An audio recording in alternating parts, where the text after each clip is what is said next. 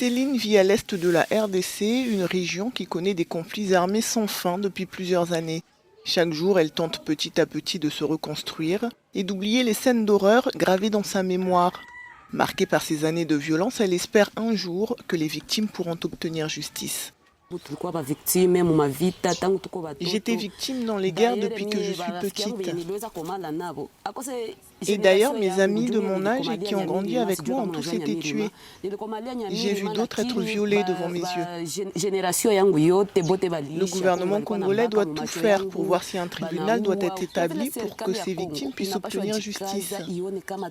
Car il y en a qui sont là, qui continuent de souffrir et qui ont perdu leur joie de vivre.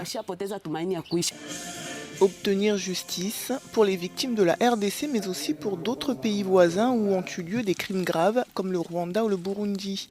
C'est ce à quoi réfléchissent des acteurs judiciaires et des organisations internationales qui luttent pour la promotion des droits humains. Nous pensons qu'il faut inclure les juridictions nationales, inclure les juges nationaux dans un processus qui vise à la poursuite et à la répression de ces infractions qui sont encore une fois gravissimes. Un tribunal international spécial pour juger de ces crimes, c'est intéressant, mais ça ne suffit pas.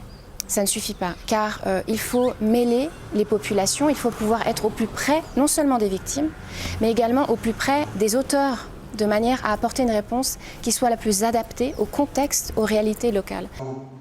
Très souvent, lors de conflits, les auteurs de crimes graves échappent à toute justice en se rendant par exemple dans un pays voisin. Mais pour les participants à ce colloque, l'une des solutions serait que les pays de la région des Grands Lacs puissent coopérer sur le plan juridique.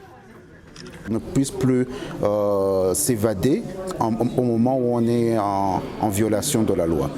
De s'assurer que les procédures sont harmonisées pour pouvoir poursuivre les délinquants dans une zone pour qu'ils ne puissent pas ou qu'ils n'aient pas un avantage à se retrouver dans un autre pays de la région.